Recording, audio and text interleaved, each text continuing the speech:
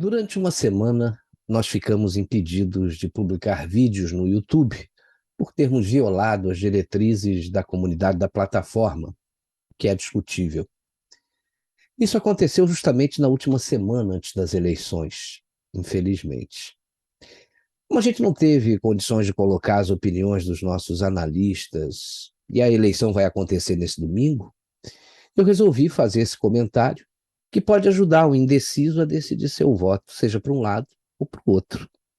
Eu vou apresentar aqui alguns argumentos que caracterizam, no meu ponto de vista, as qualidades e virtudes de um bom administrador.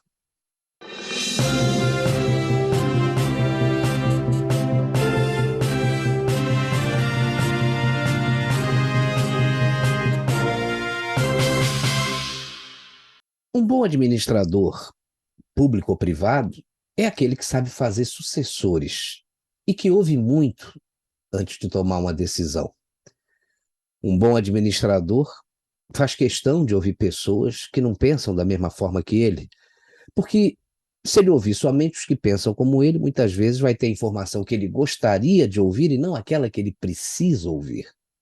E isso pode levá-lo ao fundo do poço. E se a gente analisar os dois candidatos que concorrem nesse segundo turno das eleições, é muito fácil identificar quem é o mais indicado para administrar o país. Lula ou Bolsonaro? Quem administra melhor? Vamos então aos fatos. Lula foi incapaz de fazer sucessores ao longo de toda a sua vida política. Isso ninguém pode contestar. Tudo gira em torno dele. Ele é extremamente centralizador e ninguém pode aparecer mais do que ele. Ele se considera o salvador do Brasil e o pai dos pobres. E lembrando que o pai não é aquele que tutela, mas sim aquele que prepara seus filhos para a vida, né? O dia em que não existir pobreza no Brasil, o Lula acaba. Na eleição de 2018, todos perceberam, quando Lula estava preso, né, a dificuldade em escolher uma pessoa que pudesse concorrer pelo PT à presidência da República. Na última hora, tiraram Fernando Haddad da cartola. E ele foi muito mais um poste do Lula do que um sucessor propriamente dito. Tanto que agora, depois da sua descondenação, quem volta à cena para disputar a eleição é o próprio Lula.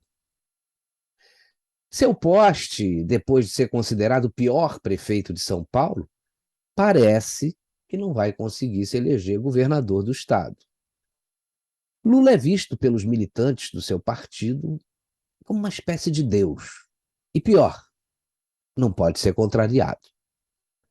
No PT, o sujeito que não seguir exatamente o que os dirigentes do partido e o próprio Lula determinam é execrado pelos companheiros. Nós já vimos isso aí inúmeras vezes, e o exemplo mais recente é do estudante de Direito e comentarista da Jovem Pan News, o Leonardo Grandini. Após se manifestar aí contra a censura imposta pelo TSE ao grupo Jovem Pan, ele foi agredido verbalmente por militantes petistas, foi perseguido e já tem, inclusive, a recomendação de expulsão do partido. Essa é a democracia que o Lula e o PT defendem. Não é novidade para ninguém. Lula é o PT e o PT é Lula. Ponto final. Por essa razão, fica difícil acreditar que ele nunca soube de nada com relação à corrupção no seu governo. As provas da Lava Jato são incontestáveis, mas ele foi beneficiado por uma descondenação mais do que suspeita, né? Quanto ao presidente Jair Bolsonaro, a história é diferente. Ao assumir o governo, ele colocou técnicos para ocupar seus ministérios e deu autonomia para que eles conduzissem as suas pastas. E veja bem, deu autonomia e não soberania, o que é bem diferente. Autonomia é cumprir as diretrizes do governo da forma que o titular da pasta achar melhor. E soberania é outra coisa, é fazer o que quiser sem dar satisfação a ninguém. Isso não é possível. Alguém que quiser ter soberania deve se candidatar e ter o respaldo de votos para administrar o país. Com esse time de ministros, e apesar da pandemia, da guerra na Ucrânia e de uma oposição nunca vista na história desse país, incluindo aí o judiciário, o governo apresentou resultados. E Bolsonaro mostrou no primeiro turno das eleições que soube administrar muito bem, tanto que conseguiu fazer maioria na Câmara e no Senado. E olha que alguns desses eleitos têm todas as possibilidades de se tornarem sucessores do presidente, lá em 2026. Tarcísio Gomes de Freitas e Rogério Marinho são só dois exemplos. O Bolsonaro se mostra um bom administrador quando coloca pessoas melhores do que ele para ajudá-lo na condução do país. E ainda dá oportunidade para essas pessoas seguirem carreira solo, né, e se tornarem potenciais sucessores dele em 2026.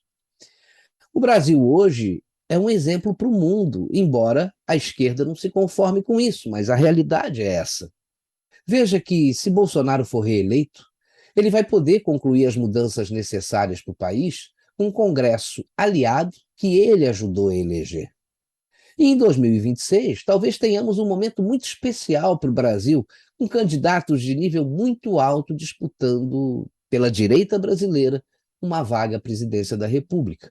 Imagine aí uma campanha tendo como concorrentes um ex-ministro, Tarcísio Gomes de Freitas, e o ex-governador Romeu Zema, por exemplo.